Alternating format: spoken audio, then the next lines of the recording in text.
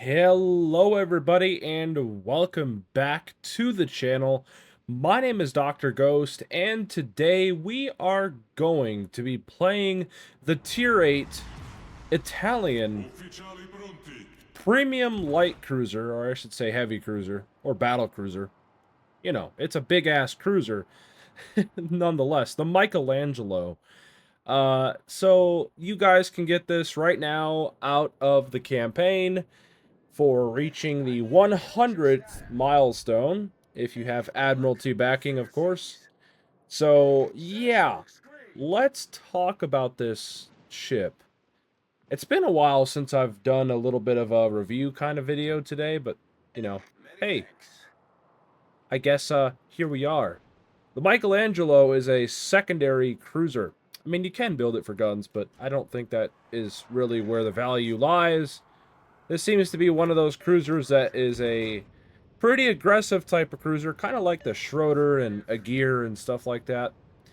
Basically, you build into the secondaries, you charge in, and you hope for the best. You do have some exhaust smokes, so you can, you know, pop those and stay unspotted and potentially close the distance. You do have a few secondary enhanced targeting consumables, along with some heals.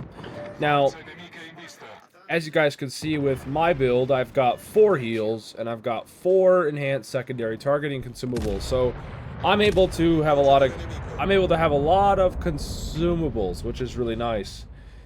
The commander I'm running is Paulo de Revel. I've got him, I think, level 15 something. He's a pretty high-level commander, so my secondaries on my build go out to about 10 kilometers. I'm basically fully decked into range. I've got the Pan-American guy, I forgot his name. I think it's Henrique Fernandez, if I'm not mistaken. That's who it is. Henrique Fernandez as an inspiration, along with Franz von Hipper as well. So my secondaries reach out to about 10.3 kilometers, as you guys can see.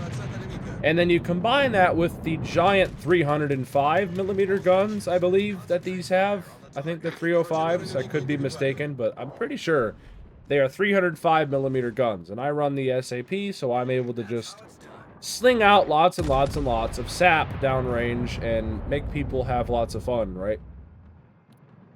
So this is the very first game I had, and the second game you guys are going to see is the game right after. Usually what I do is I just show you guys basically my first couple games, just to kind of show you what happens when I first play these ships.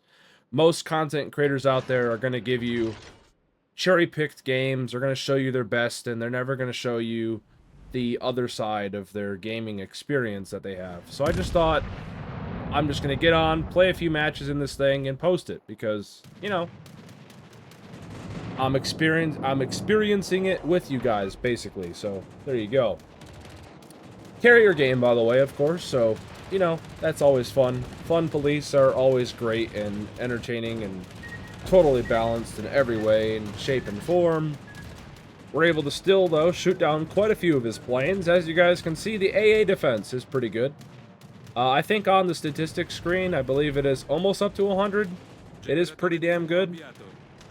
Notice we did finally pop a smoke screen. Our very first smoke screen. So, there you go. Now, we're going to dodge most of these torpedoes except one. And it did knock out our engine, so we're going to damage con that. And we're going to pop our heals and all the things. Notice that the heals actually do last quite a while. Upwards of 20 plus seconds. Pretty crazy. So this is basically a battle cruiser. It's got 60,000 hit points. 66 to be exact in my build. Yeah, this thing's pretty nasty. If you let a Michelangelo push you in, you're gonna feel it. Like, this thing has nasty guns. The gun angles are pretty bad. But this thing has nasty guns. It's got nasty secondaries. And we haven't even talked about the torpedoes yet. This thing also comes with torpedoes that also do quite a bit of damage as well. 20,000 damage on the torpedoes. And they reach out to 8 kilometers. So if you manage to get up to people, in the second game you actually are going to see a bit of torpedo action. Now notice, pay attention to what we're going to do to this Kaga with the secondaries. Once they start getting in range, you guys will quickly notice how potentially disgusting these secondaries can be, for example, on a lightly armored target like a Kaga, my secondaries have no problem ripping this guy to absolute shreds. Now, speaking of ripping things to absolute shreds, our team has been ripping the enemy team to absolute shreds, and we are on track to win this game. 25 points, I think, is what it's at, and we win the game. I mean, the enemy team has done not too well up to this point, and that is honestly how most of the games go these days. It seems like 5 minutes go by and the game's already decided. Like, it's crazy right now. Or as of late, really. The games and the quality of games have been really bad. Like, that's kind of why I just haven't been playing as much. It's just, yeah, look at me, look at it. We didn't even get to kill the carrier. Like, we got robbed. Straight up robbed. But yeah, first game, we're top. I mean, it's fun. Again, not a lot of damage, but these are my first couple games. Unfiltered, uncensored, Dr. Ghost stuff, right? This is what we're all about here on the channel. Immediately moving on to the second game. I wanted some more with this thing. I'm like, we're going to go straight on to the next game, and we're going to play it. And in case you guys are wondering what my build is, again, I'm just running Paulo de Revel. He's a battleship captain, but I take all the secondary abilities that he provides and apply them to this cruiser. I'm fully spec'd into the secondaries, okay, including with my modules and all that. I think I'll show that at the very end of the video, if I'm not mistaken, from this little recording here. But the second game here, we're on Haven. No carrier this time around. But you guys, in this game, are going to see a bit more torpedo action and whatnot. I think we're actually going to do a bit more damage this game. But so far, from what I can tell, the Michelangelo, it's fun. Is it going to be something I'm going to play all the time? No. Does it have potential to do absolutely nasty things? 100%. I mean, just from the couple games that I played, yeah, this thing can do some nasty things. If the enemy team gets caught with their pants down and they don't focus you, and if you're able to just push in, you're gonna absolutely just cause nothing but mayhem and destruction. I mean, we've already kind of showcased that a little bit the very first game, and we're gonna showcase that in the second game here too, on what happens if you let a Michelangelo get close, because this thing is pretty tanky. It's got 66,000 hit points. It's got a good belt as well, and it's fast. It's decently mobile. So you really got to be watching out for these cruisers, because if you let this thing get too close, it's going to tear you down and it's going to torpedo you to the fucking ground. It's pretty disgusting. But if you keep your range and you just load HE and, you know, yeah, you'll absolutely shred a Michelangelo. And I've seen plenty of Michelangelos get too ballsy and push straight in and die and get absolutely fucking wrecked because they think, oh, I'm a Michelangelo, I'm going to charge, I'm just going to do everything and be God. And no, it doesn't work that way. There is a bit of a balancing factor to it. If you just charge willy-nilly, you're going to get absolutely shredded, like we're about to in this game in particular. We will get sent back to port, but we will do a lot of damage in the process. So, yeah, first salvo with this thing at longer range here. Not even built into the guns, and as you guys can see, 12,000 damage.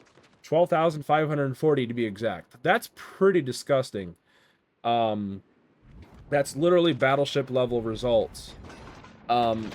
This makes me kind of want the Italian battleship line to get access to SAP.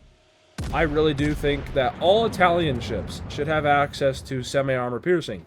Even the battleships, every one of them, should have access to SAP. That is what makes the Italians unique. I think it's what makes them more interesting and different to play, and I wish the battleships had SAP. Like, if the Italian battleships have SAP like they do on PC, you could potentially see some absolutely retarded things with them. Because you got to remember, SAP never overpens. It's either going to penetrate or it's not gonna. Like, it's disgusting what these shells can do sometimes to things. Especially lightly armored targets like carriers and destroyers and cruisers, and yeah. It's pretty nasty what the SAP can do. I've seen on PC what a Colombo can do with its SAP.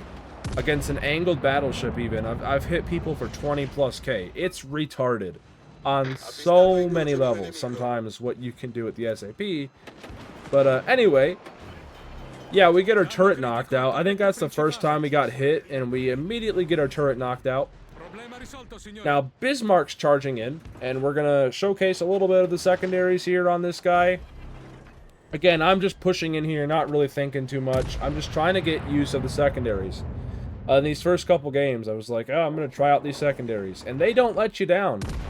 They're pretty disgusting. Like, they're accurate, and they do good amounts of damage as long as they hit where they need to. And, yeah. So, it's a fun cruiser. It's a unique cruiser, and I quite kind of enjoy it. Again, though, I'm probably not going to play it much, because, number one, it's a tier 8. And number two, well, I need credits, and I don't play tier 8 a lot, so, yeah, you know. And number three, it's just not my playstyle all the time. I prefer to play a bit more passively and use islands, and this thing, I don't know. It's fun, but it's not something I'm probably going to play a whole lot. But it is something that I might occasionally take out for premium supplies and maybe do things with it. I don't know. But we're getting sonared right now, but it just went down, so... But there's definitely a cruiser right here. I mean, you guys can just look at the mini-map. There's definitely a cruiser right here. If I'm not mistaken, I think it was a Russian cruiser, if I remember correctly. Yeah, Dmitry Donskoy. He's not very healthy, and, well, we should be able to punch him, hopefully. Now, he did actually send some torpedoes, and those are actually, I believe they're going to hit their mark. A couple of them on the end there. And as you guys can see, that did quite a bit of damage, unfortunately. But we're having our secondaries pop off too. And speaking of secondaries, we did get a close quarters expert earlier on the enemy cruiser, I believe.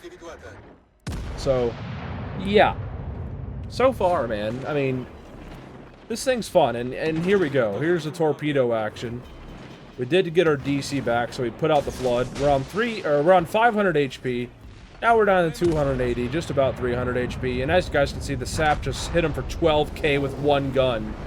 And then we slapped him with 3 torpedoes that do about 20k damage. And we just, yeah, 116,000 damage. I mean, you know, not too bad. A fun little YOLO, I guess. That's what the Italians seem to do best. But if you apply a bit more brain power to this thing, and if you get the right set of circumstances where everybody just doesn't care about you, you can do some absolutely disgusting things. But nonetheless, we have reached the end of the video. Here's the commander, Paulo de Revel. Again, Henrique Fernandez, Franz von Hipper as inspirations. We've got Not One for the Nuisance, Porcupine, On Second Thought, Master Mechanic, and Fight Fire with Fire. And nonetheless, ladies and gentlemen, that's going to do it. Thank you guys for watching. And yeah, it's the Michelangelo. I'll catch you all in the next one. Bye-bye.